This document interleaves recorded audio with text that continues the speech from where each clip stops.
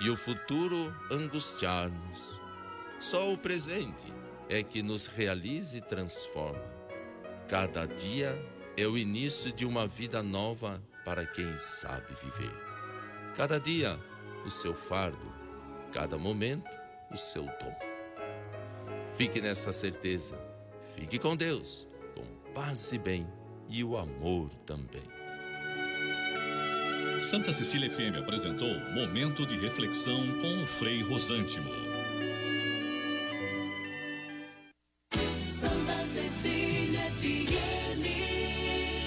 A gente conhece a força da cooperação há muito tempo e agora só ela é capaz de derrotar o coronavírus. É hora de ser próximo, ficando distante, de estar ao lado, mesmo de longe. Por isso, fique em casa o máximo que puder. Lave bem as mãos e use elas para falar com a gente pelo telefone, internet banking ou aplicativo. E se nossas agências estiverem fechadas ou com horário reduzido, lembre que a nossa parceria está sempre aberta. Sicredi, gente que coopera, cuida.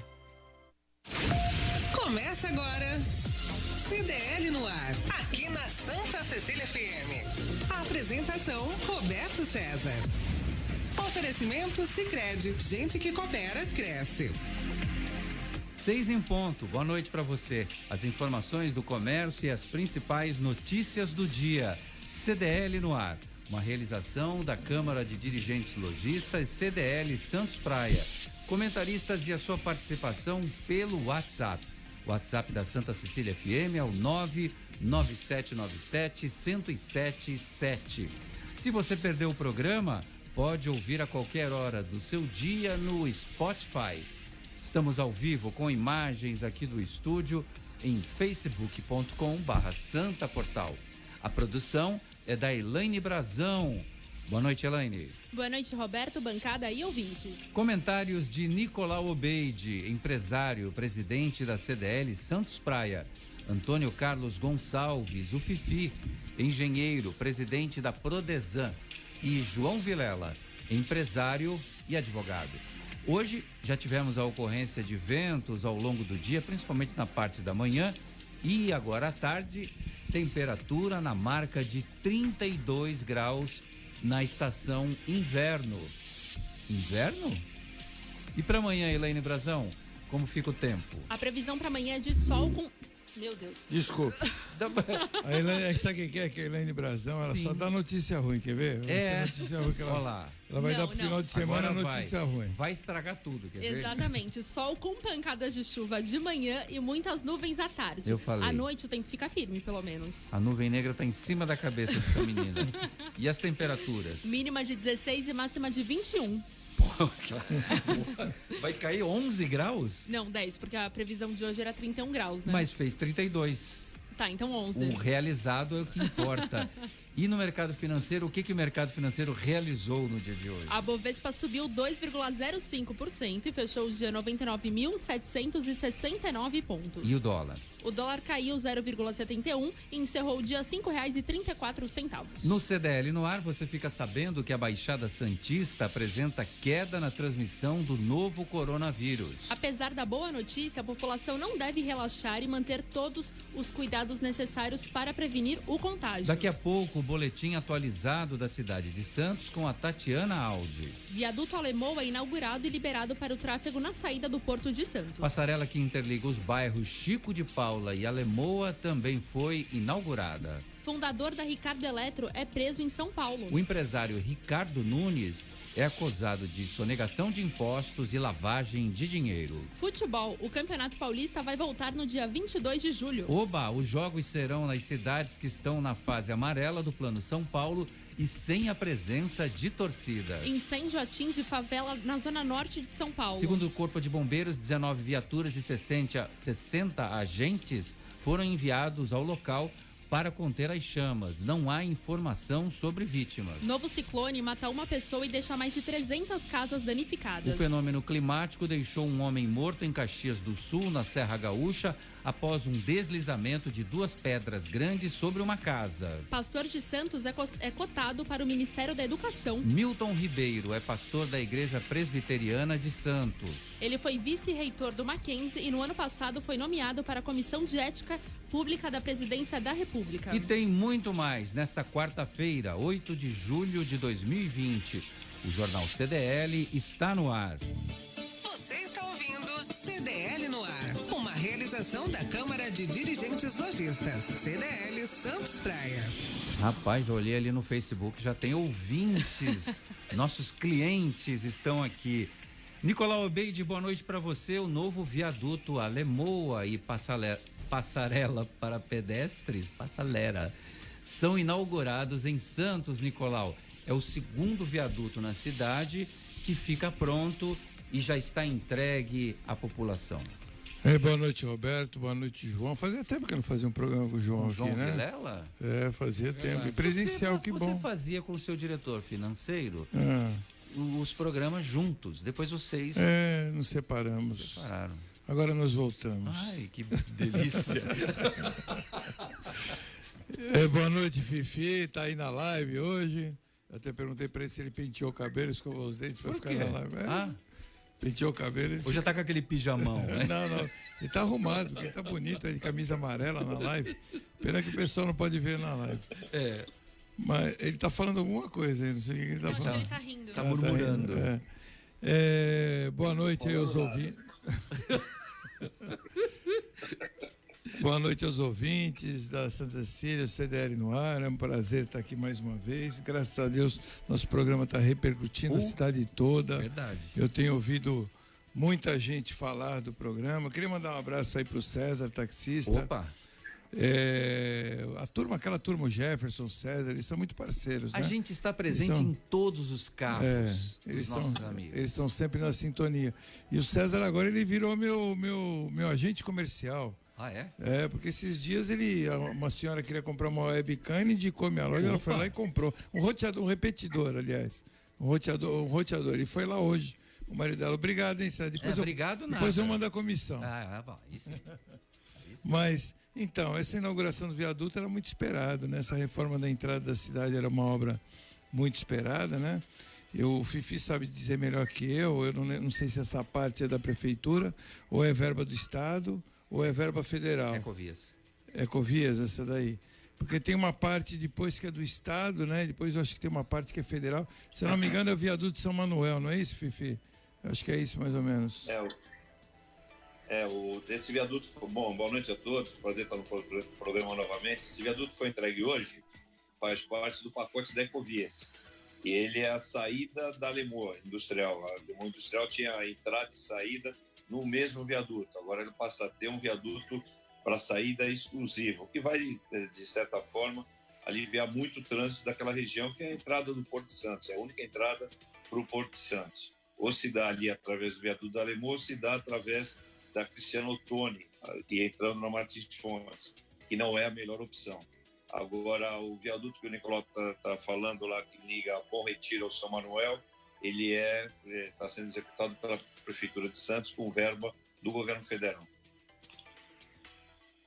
O viaduto tem como objetivo melhorar o fluxo de veículos pesados na saída do Porto de Santos com direção à capital paulista. A passarela vai atender aos moradores dos bairros Chico de Paula e Alemoa. 270 milhões de reais estão sendo investidos em um conjunto de obras no sistema viário pela Ecovias. O conjunto de obras ainda prevê a entrega de um terceiro viaduto, o Piratininga, no quilômetro 62 da Via Anchieta, e um projeto de adequação viária com instalação de ciclovias entre os quilômetros 60 e 65 da rodovia, ligando os bairros Jardim Casqueiro e Vila dos Pescadores em Cubatão à malha cicloviária de Santos. João Vilela, boa noite para você. Você com a sua máscara da cor do novo, a máscara laranja. Você vê como é que é a coisa, não? A cor da Design Gallery também, né? Deixa eu fazer o meu comercial, né? Aproveitou. Agora, essas obras são extremamente necessárias, viu, Roberto? Porque nós precisamos realmente que a cidade e o porto precisa ter realmente uma forma, uma saída. É um gargalo muito complicado. Nós temos uma pequena saída que é a Anchieta. Vamos lembrar que nós temos a mesma saída Desde sempre. Não, desde sempre. Quando veio a imigrantes não chegam em Santos. É só aquela entradinha. Imagina o maior porto da América Latina. Verdade. Viver apenas de 2 pistas para um lado e 2 pistas para o outro. É irreal, é surreal isso. Não tem a menor condição. E nós temos que ter um formato melhorado. Esse é o início. Esse que está vindo para o Piratininga é importantíssimo também. É outro viaduto muito importante que dá a saída do Alemoa, dá o final do Alemoa ali. É o terceiro viaduto. É o terceiro viaduto. Está dando um problema, tem 50 famílias que foram desalojadas agora, porque estavam na área de invasão. E está tendo um problema social também dessas pessoas. São 50 famílias, vamos lembrar, numa época complicadíssima também, perdendo seus lugares. E a Ecovias tem que achar um caminho também para essa parte, porque não basta, estão há 50 anos lá. A área não é delas? Não é, mas também tem que ter uma certa sensibilidade nesse ponto. Agora, esses viadutos são importantíssimos, mas vamos precisar de mais coisa. Nós vamos precisar de outras saídas também, além desses viadutos. E aí, a saída vai provavelmente ser perto da vida dos criadores. Ou uma saída ainda que tem uma possibilidade, que é do trem. Tem uma possibilidade de mais um trem, que seria um trabalho que seria feito até Mogi. Então, esse projeto, um projeto revolucionário e caríssimo realmente, sim, mas há uma possibilidade grande também para desafogar ainda mais. Nós estamos desde sempre com essa pequena entrada. Desde sempre. A Anchieta foi criada nos anos 50, anos 1949, isso, se não estou enganado. 1949. E de lá para cá, a população cresceu, a quantidade de carros e caminhão cresceram. E vamos lembrar que naquela época, você tinha a estrada de ferro Santos-Jundiaí funcionando. Eu cheguei a pegar e fazer a viagem de Santos até a Estação da Luz, e de lá eu peguei um trem até o Rio de Janeiro. Não era o trem Prata que era chamava? Era o trem da Prata, exatamente. Trem São Prata. Paulo, Rio de Janeiro. São Paulo, Rio, pegava na Luz e chegava no Rio de Janeiro, na estação central do Rio de Janeiro. Então nós tínhamos outras opções, e nós temos que ter um sistema também de barcos melhores também na nossa região, porque a gente não pode ficar dependendo só do ônibus e do carro, que é outra coisa que atrapalha. Nós temos que pensar no trem, pensar em barcos. Como é que você poderia ter um barco para levar até Itanhaém, até Peruíbe? Tem, por que não? Não tem problema nenhum, nós temos ali um asfalto de água, né? Vamos pensar assim. Muitos países do mundo utilizam esse formato. Seria uma saída também interessante para reduzir, ver empresas privadas que queiram fazer essa exploração desse serviço. Seria também uma forma de desafogar o trânsito também. E a cabotagem também, a navegação de cabotagem. Tem muita coisa para ser feita. O Brasil, é engraçado, parece que congelou no tempo nos últimos 50 anos. Não é esse governo, não é o governo anterior, parece que congelou no tempo. Direto, né? Direto. Dos anos 50 para cá, é só caminhão, é só estrada, caminhão, é só rodovia. Nós tínhamos uma malha ferroviária nos anos 50, muito próxima dos Estados Unidos. Era menor, mas era muito próxima, pelo nosso tamanho e tudo mais. E acabaram sucateando tudo. Nós perdemos a indústria ferroviária no Brasil. Nós fabricávamos tudo, fabricávamos as locomotivas, fabricávamos os vagões, os trilhos. Hoje é tudo importado da China. Vocês veem o VLT mesmo, o VLT vem da Espanha. Então, quer dizer, a gente não tinha capacidade de fazer um trem daquele. Os próprios vagões da CPTM em São Paulo são também. Todos importados. A gente vê chegar no porto. Uhum. Entendeu? Não é. E tem empresas ainda no Rio de Janeiro, ainda tem algumas no Vale do Paraíba, em São Paulo e no Rio de Janeiro, subindo da serra ali. Ainda fabrica alguma coisa de trem. Essa parte de trem. Mas foi sucateada praticamente. Eu sou um fã incondicional do modal ferroviário. Eu acho que a gente tinha que ter trem para cima e para baixo, esse trem de superfície, que é o VLT, como o CPTM em São Paulo, metrô. Eu acho que isso é a saída para acabar com congestionamento nas grandes cidades, para acabar com poluição barulho, atmosférica, barulho. É muito prático. Você vê que em países desenvolvidos as pessoas não vão de carro trabalhar, elas vão de metrô, elas vão de trem. E você vê como a gente já teve uma malha bem interessante ferroviária. Quantas cidades a gente vê ter estaçãozinha de trem lá e não tem mais trem há muitas e muitas décadas. Tem a Peruíbe, que tinha trem chegando lá. A velha estação do trem. Tem ali no centro de Itanhaém chegava a estação de trem e foi desativada. A Praia Grande chegava o trem. Você podia ir de São Vicente ou de Santos, você podia ir até o Vale do Ribeira. Mas eu quando era criança, meu pai tinha apartamento lá em Poços de Caldas. E nós íamos de trem, era uma viagem. Poços de Caldas, de Minas. Saía daqui, subia a serra, chegava na Estação da Luz, trocava, pegava um rápido, né? Era elétrico, que ia até Campinas. Aí de Campinas lá para Poços de Caldas passava São João da Boa Vista. E aí era Maria Fumaça aqui, né? Era uma viagem um tanto quanto longa, Imagino, né? Mas o que aconteceu no Brasil é que houve um incentivo muito grande para rodovias, investiu-se muito em rodovias, né? Já era o progresso. Caminhões.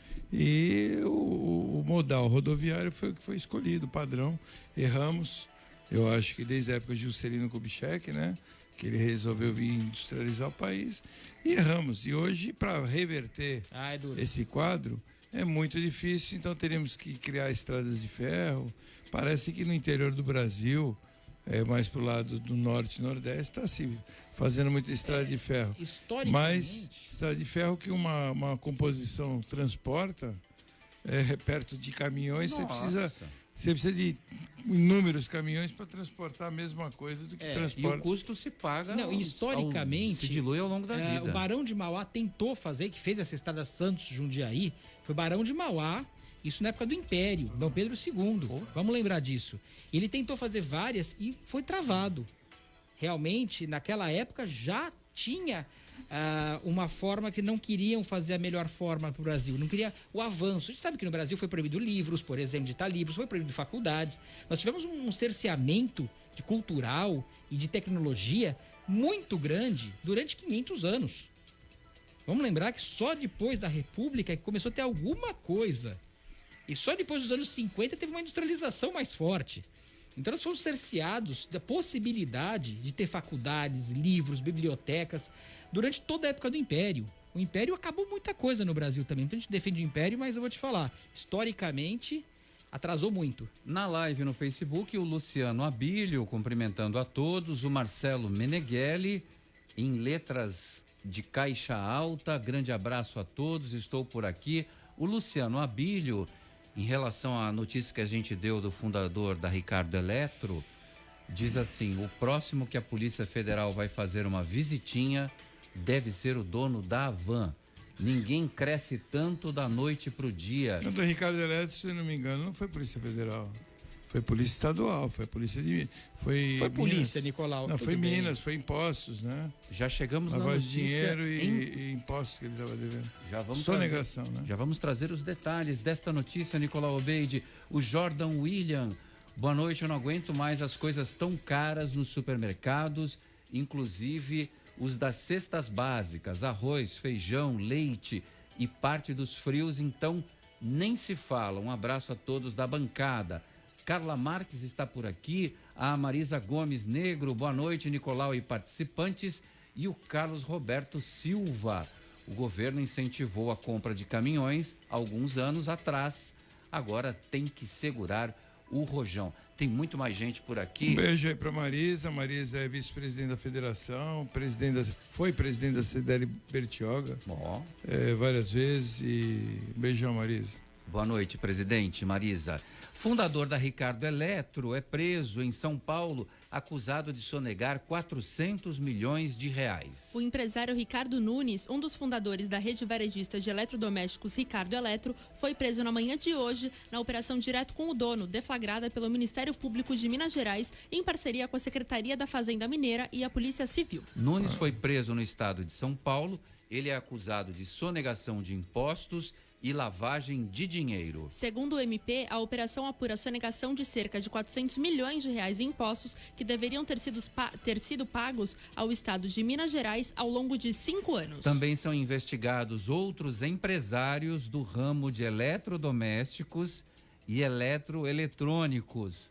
Quem será, hein, Luciano Abílio? Então, como eu disse anteriormente, eu vi essa notícia, estudei essa notícia, não tem nada a ver com a Polícia Federal, não tem nada, tem a ver com sonegação. Mas sonegou. Não, sonegação, o que acontece?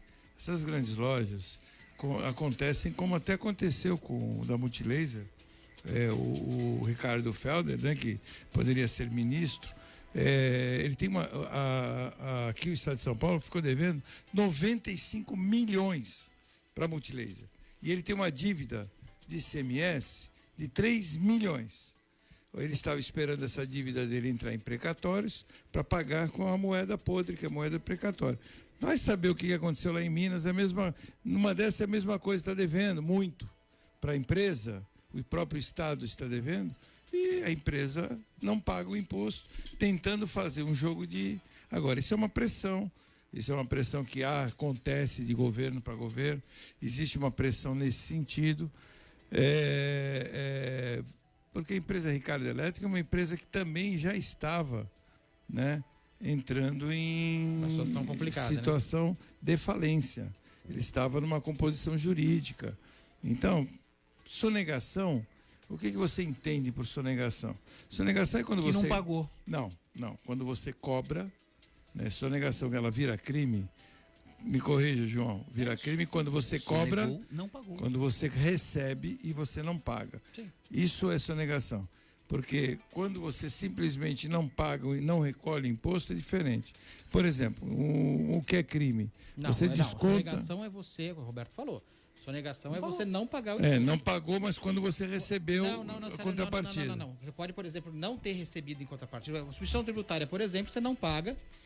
Se você não pagar a substituição tributária, você está sonegando imposto. Não teve nenhum cliente que pagou. Mas a substituição tributária, quem te entregou, pagou. Pagou. Então, então você está recebendo com uma... Qualquer outro tributo que você faça, mesmo que você realizou a venda. Quando você realiza a venda, teoricamente a pessoa te pagou. Mas se você... Por exemplo, só para o ouvinte poder entender, é similar a... Você desconta do salário do seu funcionário, similar, não é igual. Do seu funcionário, você desconta o INSS e não recolhe. Então você está sonegando. Isso é crime. Sim. Isso é crime. Se eu não pagar o meu INSS, o meu próprio INSS, isso não é crime. Não é considerado crime. Tem um diferencial nisso aí. Não, tem diferenciais nessa parte toda tributária. Agora a prisão dele, desculpe, só concluindo, a prisão dele se deu por quê?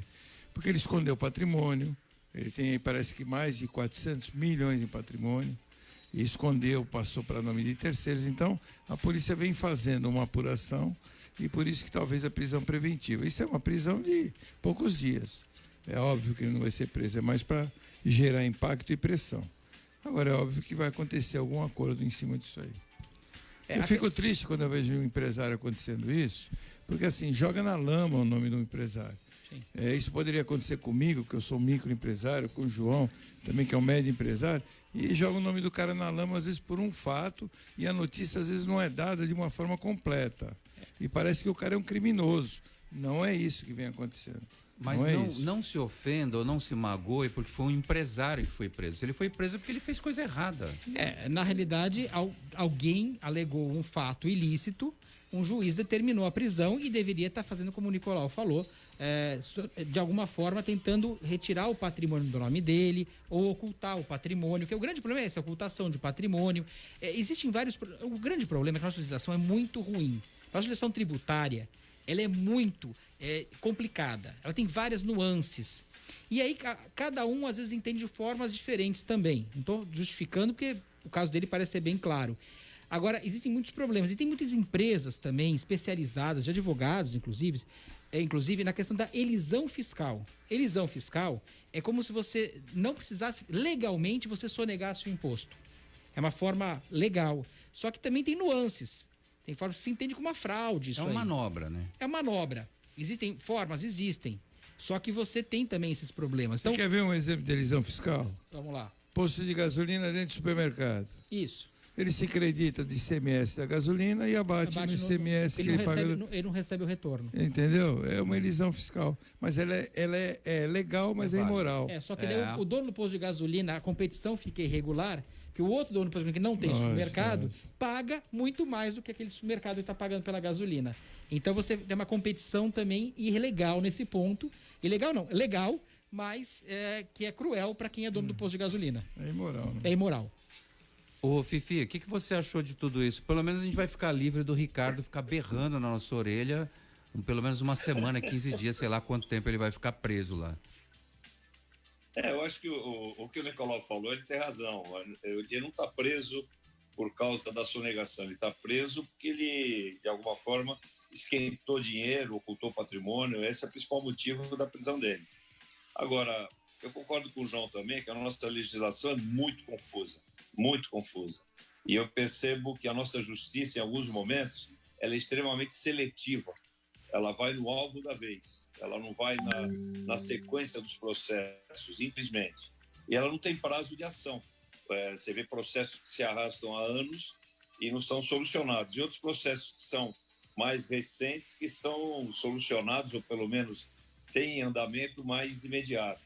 Uma coisa não justifica a outra. Acho que a gente precisaria ter uma legislação eficiente, de forma que o imposto pago ele fosse muito claro para o investidor, para o empresário, para o comerciante, enfim, para a rede produtiva, e tivéssemos uma justiça também extremamente ativa.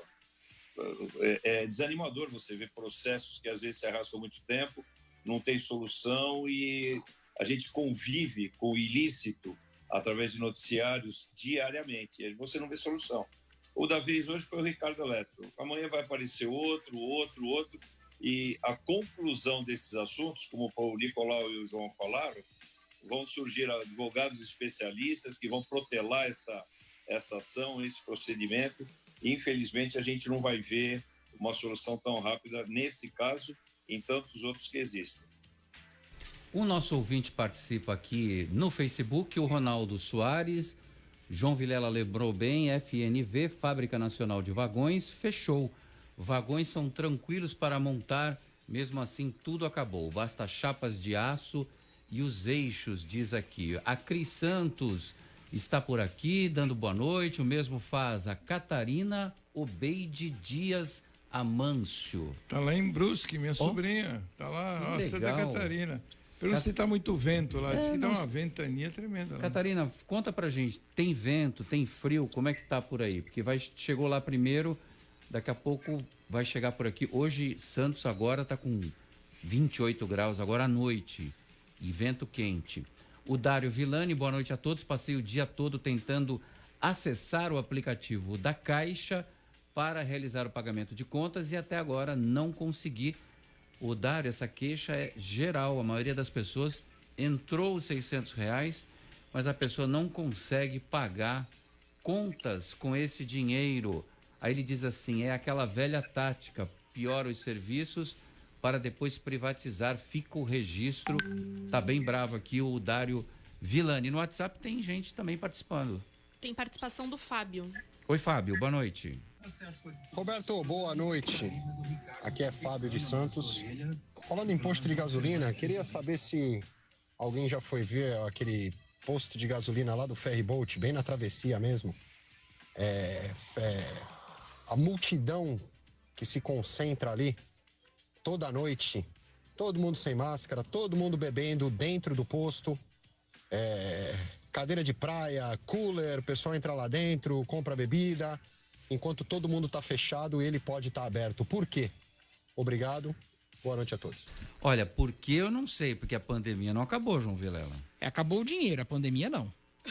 A pandemia não acabou. Não, só tá voltando a reabrir, Roberto, que tá acontecendo. O Bruno Mas por que Covas... tá todo mundo aglomerado no posto? Não, porque as pessoas perderam a noção do que acontece. Cansaram também. Depois de 110 dias trancados, o pessoal começa a cansar. Concordo, tá erradíssimo. Não tô dizendo que tá certo. Claro que tá errado. É o Fábio. Mas quem foi mais sincero nesse Parabéns, ponto... Fábio, nosso ouvinte que tá registrando cenas da cidade. Mas quem foi mais sincero nesse ponto foi o Bruno Covas. Foi entrevistado recentemente e ele falou, olha, não acabou a pandemia, acabou o dinheiro. Se a gente não abrir agora, vai um monte de gente falir. Com o empresário dos cinemas, porque ia abrir cinema e tudo mais. Ele falou, não, a questão é econômica agora. Agora não é mais uma questão de teatro, cinema. Quando foram perguntar para ele, ele falou, não, acabou o dinheiro.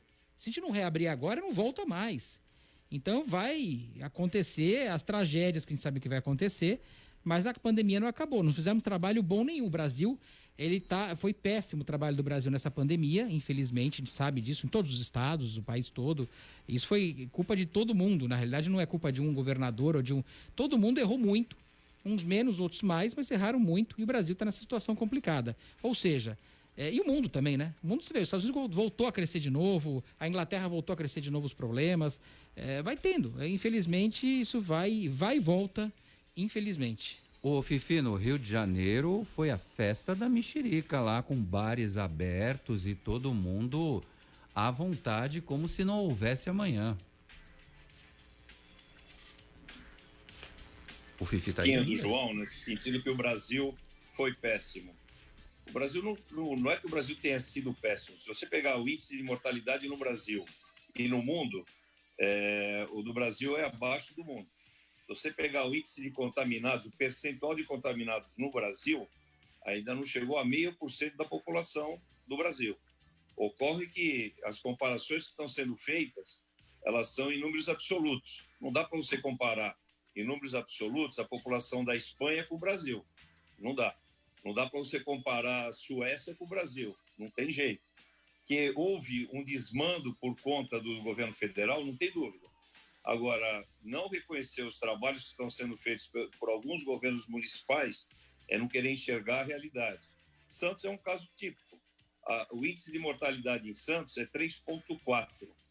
O índice de mortalidade mundial é aproximadamente 5%. A taxa de ocupação dos leitos públicos em Santos, em UTI, hoje, é 30%. A taxa de ocupação de UTI no Nordeste é praticamente 100% nos leitos públicos. Então, a gente precisa ter um pouquinho mais de cuidado quando faz essa análise. O comportamento da população também tem que ser adequado. Reabrir a economia, todo mundo sabia que ia reabrir. Achar que vai reabrir a economia porque acabou o dinheiro, desculpa, mas é uma análise muito simplista. O dinheiro realmente está acabando, está rareando para todo mundo, mas a gente, de alguma forma, consegue ter uma expectativa de atendimento.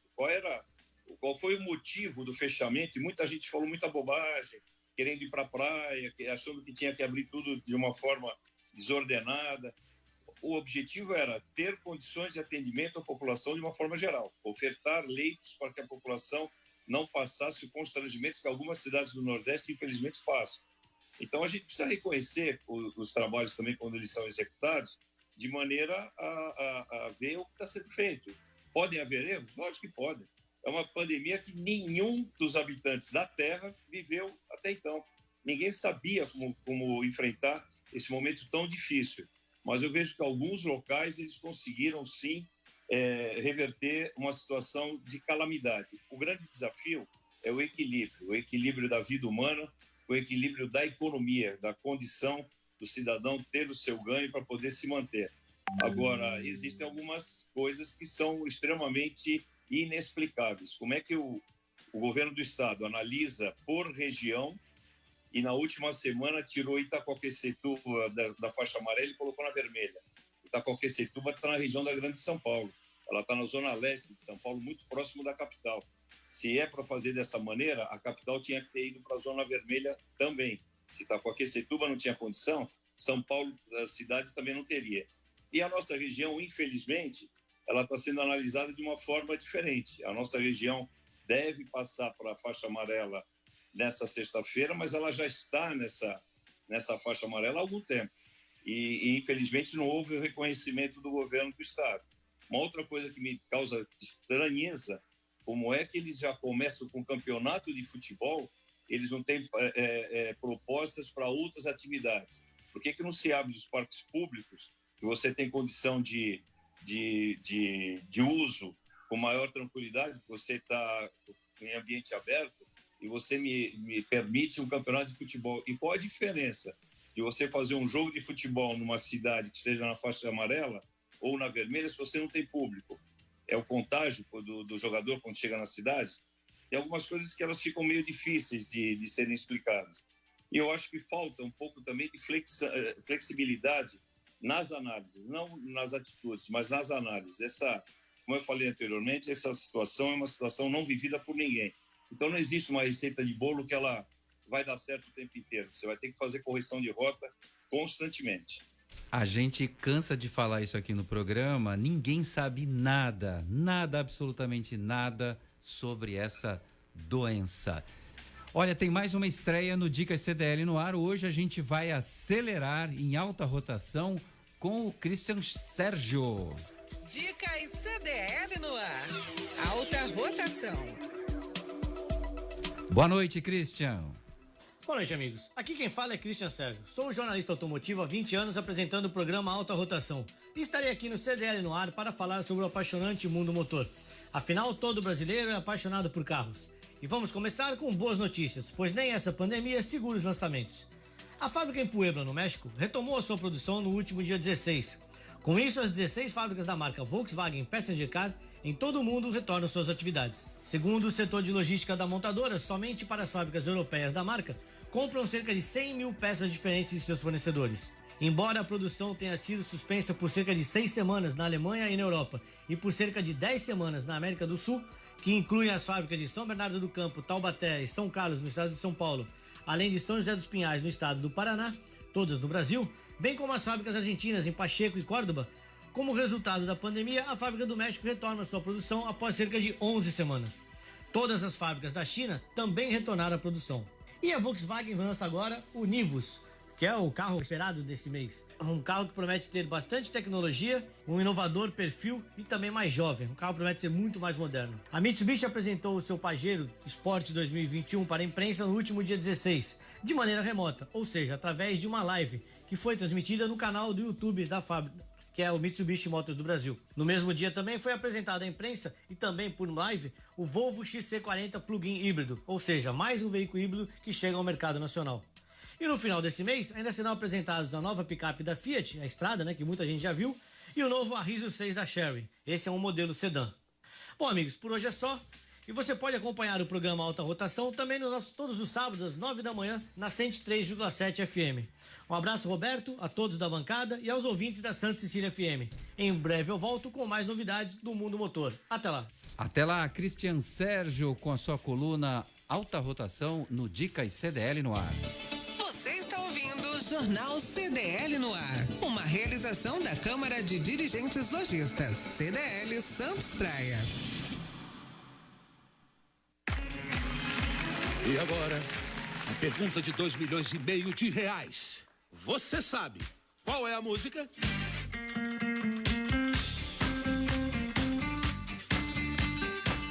Promoção Poupar e Ganhar Sem Parar Sicredi. Traga sua poupança para o Sicredi, concorra a prêmios de R$5 mil toda semana, a 500 mil em outubro e ao grande prêmio de 1 milhão em dezembro. No Sicredi, cooperar é muito mais negócio. Saiba mais em poupareganharsemparar.com.br. Slex.com. Sempre trazendo as novidades em eletrônicos e informática. Se o seu celular ou tablet quebrou, a Slex conserta para você. Uma grande variedade de celulares com facilidade no pagamento. Tudo em games, acessórios e periféricos de informática. Slex.com, Avenida Ana Costa, 530, Loja 9, Gonzaga, Santos. Telefone 3284-2223 ou no WhatsApp 981 40 55 95. Slex.com. Sabe por que muitas pessoas querem se associar à CDL Santos Praia? Plano Empresarial Unimed Santos. Assessoria jurídica gratuita. Plano odontológico. Smart Offices Coworking. O seu escritório na CDL. Salas para cursos e salão para eventos. Cartão exclusivo com descontos de 10% a 50% em cinemas, academias, lojas, escolas, faculdades e restaurantes. Seja você também um associado CDL Santos Praia. Aqui você ganha muito mais. Você está no CDL no ar. Estamos de volta aqui na Santa Cecília FM com o CDL no ar. Olha, hoje tem promoção no Hans Burger. Eu vou pedir essa aqui, porque tá baratinho, olha. Pão de hambúrguer, hambúrguer de linguiça toscana, queijo mussarela, alface, tomate e maionese da casa, acompanha fritas. É a promoção Rolling Stone. Esse é o sanduíche Rolling Stone. E tá na tela aqui, tá gigante. E tem uma porção de fritas que acompanha o negócio. Tá demais. R$ 9,99 no Hans Burger. Quer pedir? É só pelo delivery que vai. E vai até 1 da manhã, eles entregam. 99707-8758. Hoje tem promoção do sanduíche Rolling Stone, que é tudo aquilo que eu falei, que é uma delícia. Ainda vem fritas por R$ 9,99, Nicolau. Eu tô meio duro, eu vou pedir essa promoção. Ele entrega em Santos? Entrega só na Praia Grande, por enquanto. Por enquanto. Ah, infelizmente eu pedia, pô. Vamos tá de graça. ampliar o raio de ação. R$ 9,90. R$ 9,99. 10 mangos você já dá pro motoqueiro, ele vai embora feliz da vida. Elaine Brazão tem pergunta aí para Antônio Carlos Gonçalves, o Fifi. O Marcelo fala, boa noite a todos da bancada. Fifi, e a nossa rodoviária já está ficando linda? Linda, linda, lindíssima. Fala, Fifi. Olha, a rodoviária ela está no ritmo bastante acelerado. A gente está acabando as instalações dos dutos do ar-condicionado central, começando a instalação dos perfis metálicos para a colocação dos vidros que vão fechar todo o perímetro da rodoviária, conclusão do piso de granito. Enfim, uma série de serviços estão sendo feitos e o objetivo é entregá-la totalmente concluída até o final do mês de agosto desse ano. O Marcelo, ele falou linda, linda ou ele falou linda ironicamente? Aí é com ele. Explica aí, Marcelo. Mas tem pergunta pro João Vilela também. João, é o Ronaldo Soares, está aqui. Aquelas placas que colocaram ao longo da ciclovia na praia. Hoje encontrei uma sem a letra O, da palavra orla. Ou seja, a pintura ou o adesivo é de qualidade duvidosa e outra, quebrada, péssimo investimento turístico. É assim que vai o dinheiro? Isto era prioritário? Está perguntando aqui o Ronaldo Soares. Ronaldo, cada um escolhe a sua prioridade. Eu também não consegui ver sentido naquelas plaquetinhas que custaram uma fortuna para nós. Algumas obras são muito estranhas do meu ponto de vista, mas é prioridade. Fortuna de quanto? Dizem que foi dos R$2.500. Eu já fiquei na dúvida em relação a essa porque foi feita a obra inteira, né? E cada um fala um nome, então eu não quero falar nenhum número para não ser leviano. A obra custou R$2 milhões, mas não importa. A questão é que é uma inutilidade, no mínimo, né? Chamar de orla aquilo ali, falar que aqui é a orla, então não tem sentido nenhum, não vejo sentido nenhum. O grande problema é você dar prioridade. Cada um tem sua prioridade, cada um investe onde acha interessante. É uma decisão que nós temos que tomar sempre nas urnas. Nós vamos escolher uma pessoa para ficar 4 anos sempre, e aí cada um vai ter sua prioridade. Alguns a prioridade pode ser essa, para alguns é outra coisa. Então é uma questão de escolha, simplesmente assim. O Nicolau Obeide, a gente estava falando da Catarina, sua parente lá de Brusque, mas olha, o bicho já está pegando lá no Rio Grande do Sul. O novo ciclone já deixou um morto, alagou ruas e mais de 400 pessoas deixaram as suas casas. Segundo o Corpo de Bombeiros, Jason Witz, de 34 anos, morreu no fim da tarde de ontem, após a casa onde estava ter sido atingida por um deslizamento de terra em Caxias do Sul, na região da Serra Gaúcha. O excesso de chuva gerou também alagamentos e deslizamentos de terra. Em Porto Alegre, já choveu 122,4 milímetros nos últimos 2 dias, de acordo com o Centro Integrado de Comando da Prefeitura. Olha, eu não quero acreditar, pelo menos a previsão do tempo não está dizendo isso, Nicolau. Por aqui não vai chegar. Os ventos chegarão, mas a chuva não, nessa intensidade toda que está caindo lá em Porto Alegre. Eu vi na previsão do tempo que parece que está desviando para o mar, né?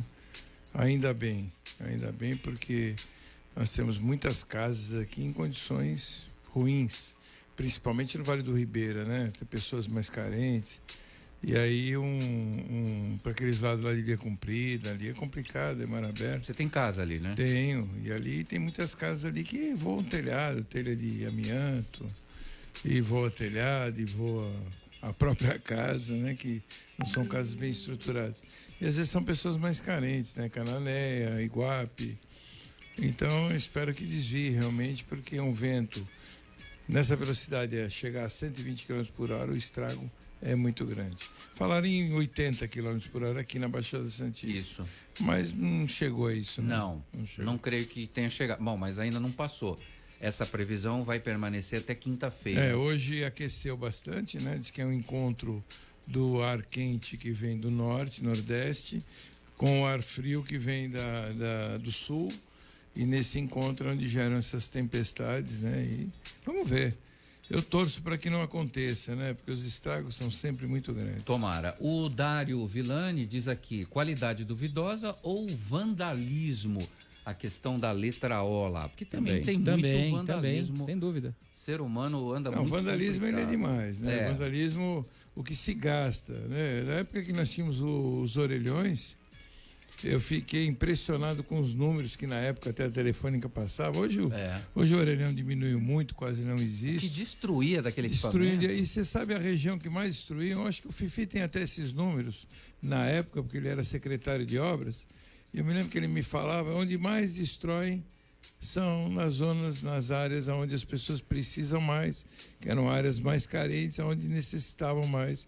E destruiu, arrancavam o telefone, quebram a cabine, e até hoje eu acho que continua.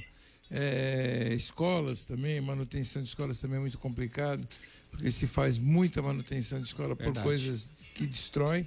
A própria população, em vez de cuidar, ela destrói. Então, assim, eu fico impressionado que talvez seja problema de educação, né? Outro dia escutei uma série de punição, Nicolau. É falta de punição. É punição. Escutei uma série de Giuseppe falando, e eu dei toda a razão dele, eu acho que ele tem umas sacadas muito boas, que no sentido de que as pessoas ficam reclamando de uniforme escolar, que até agora não haviam entregues os uniformes escolares, algumas prefeituras, não nem o Estado, e aí eles entregaram, mandaram para casa das pessoas. Com que sentido? Eu acho que os pais tinham que estar preocupados com a educação, com o ensino, né? Com essa evasão escolar que nós vamos ter esse ano, que o ensino já é muito ruim, e aí, não, estão preocupados se vai vestir roupa, se tomar um lanchinho. Por quê? Eu entendo a carência eu entendo, mas eu não entendo o comodismo, né?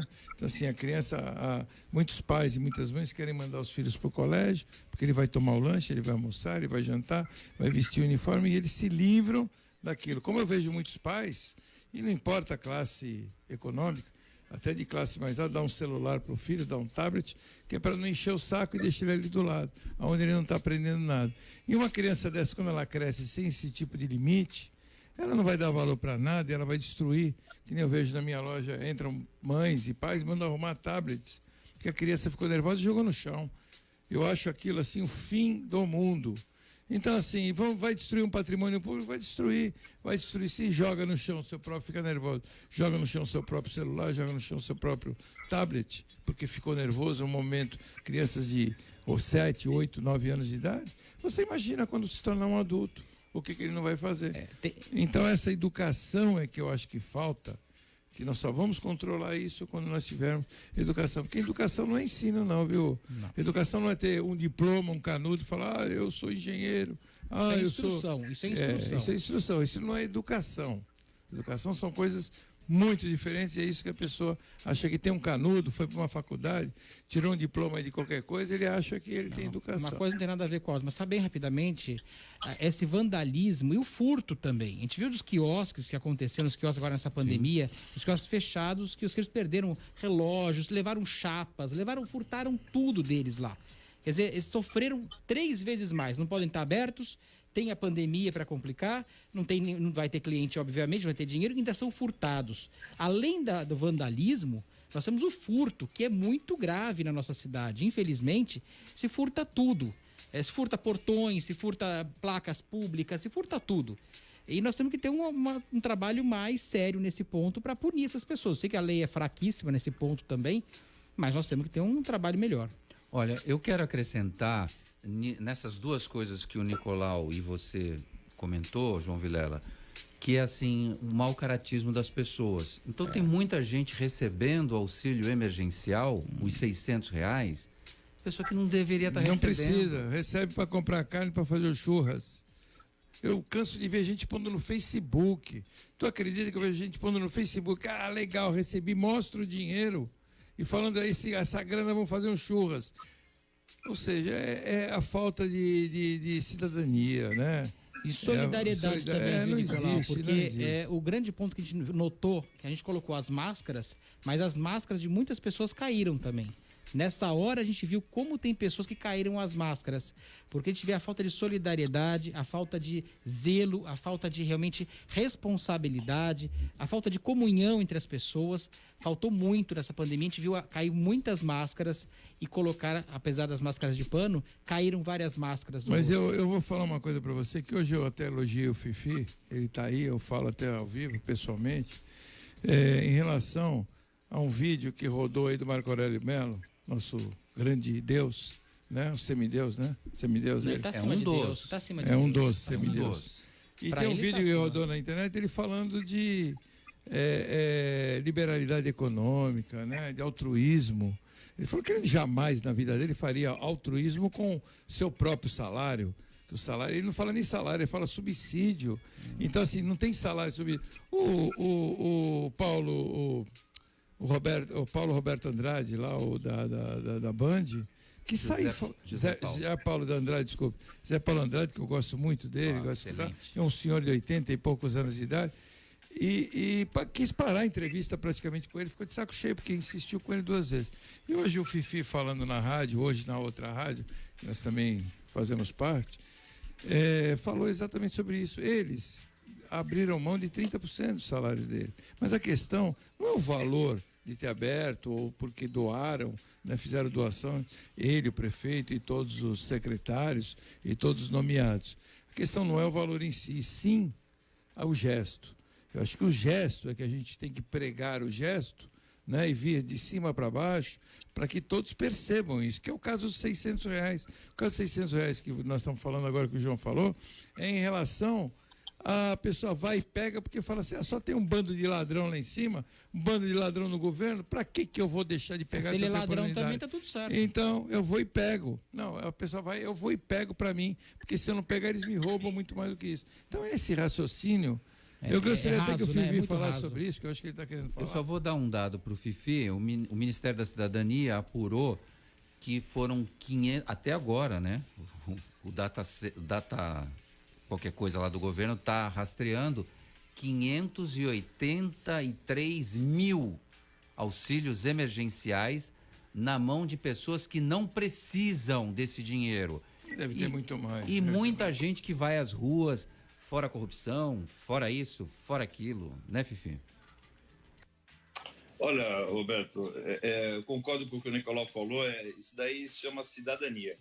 Né? Eu acho que as pessoas que ocupam cargos públicos, constantemente, elas têm que dar o exemplo, elas têm que mostrar o caminho. O governo federal, por mais que seja motivo de críticas de grande parte da população, de certa forma fez a parte dele. Está mandando R$600, mas R$600 é pouco. É pouco, mas é muito. É pouco para mas é muito quando você soma pelo número de pessoas atendidas. E a gente percebe que o brasileiro, infelizmente, ele não tem o sentido de nação. Ele não sente que o país é a nação dele. Ele cobra do país o tempo inteiro como se a responsabilidade sempre fosse dos governos e nunca da sociedade civil. A gente precisa ter um irmanamento melhor para que a gente possa caminhar de uma forma mais objetiva. Trazendo para Santos esse assunto, a questão de educação e a questão de punição, uma coisa muito clara. Por exemplo, eu estudei numa escola pública, o Colégio Canadá, aqui em Santos. Você se repetisse 2 anos seguidos, você era jubilado.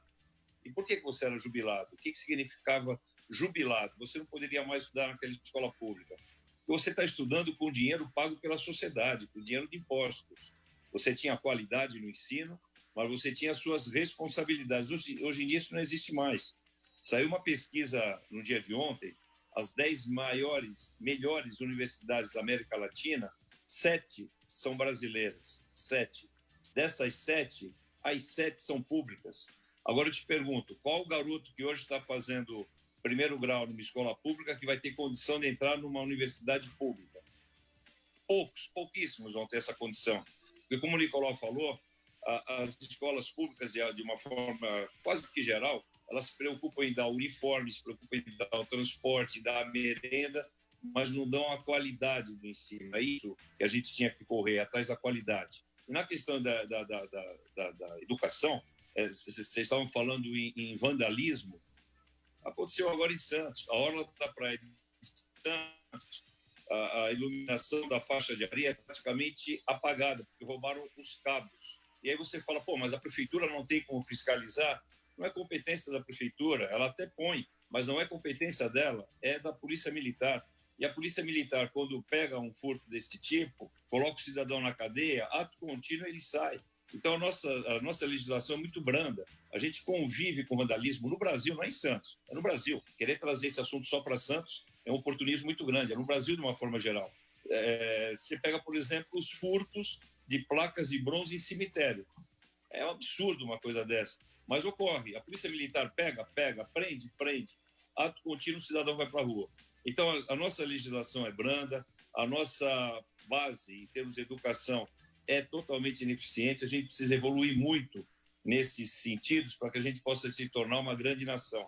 E a gente não vai caminhar, Roberto, se a gente não tiver unido, sociedade civil e poder público. 6h53. Futebol com Alex Frutuoso. Boa noite, Alex. Boa noite, Roberto. Um grande abraço a você, a todo mundo que acompanha a edição desta quarta-feira do CDL no ar. Vamos aos destaques do esporte. Hoje, o governo do estado liberou a Federação Paulista para a retomada do Campeonato Estadual do Paulistão 2020 a partir do próximo dia 22 de julho. Portanto, as partidas que faltam da fase de classificação, o Santos, por exemplo, tem o Santo André pela frente e depois o Novo Horizontino, poderão acontecer a partir do dia 22 de julho e depois a reta final do Campeonato Paulista para definir o campeão desta temporada. A única questão que foi colocada pelo governador é que estas partidas só poderão acontecer nas cidades que estão na chamada fase amarela. Por enquanto, apenas a Grande São Paulo está nesta fase do Plano São Paulo, a Grande São Paulo na fase amarela, como a capital paulista também. O jogo entre Santos e Santo André estava marcado para acontecer anteriormente na cidade de Barueri, na Arena Barueri. Se houver alguma mudança da cidade de Santos para a fase amarela, imagino que este jogo também venha para Vila Belmiro, porque não faz o menor sentido transferir toda a logística para Barueri, sendo que não haverá a presença de público. Portanto, a partir do dia 22, bola rolando novamente no Campeonato Paulista, e essa definição que vamos aguardar mais alguns dias para saber se Santos poderá receber jogos do Campeonato Paulista ou não. E para encerrar, esta noite, 9h30, tem decisão da Taça Rio, Campeonato Carioca, Flamengo e Fluminense, ou melhor, Fluminense e Flamengo no Maracanã. Se o Fluminense vencer, teremos a decisão do estadual. Se o Flamengo levar a melhor, vai ganhar os 2 turnos e vai ficar com o título do Campeonato Carioca deste ano. Um campeonato cheio de polêmicas, inclusive envolvendo aí transmissão de TV. Tá certo, Roberto? Estes os destaques do esporte. Eu vou ficando por aqui. Um grande abraço a você, a todos aí na bancada, especialmente pro ouvinte da Santa Cecília FM. Graças a Deus o futebol vai voltar. O Vilela não aguentava mais. João Vilela tá aqui louco para assistir o time que ele... Qual time que você torce? Nenhum. Baixe o aplicativo CDL Santos Praia, disponível nas plataformas iOS e Android. E acompanhe ao vivo o CDL no ar. Como assim? Não torce pra time nenhum? Você é candidato, você tem que falar que você torce pro Santos. Olha, minha família torce, mas eu não.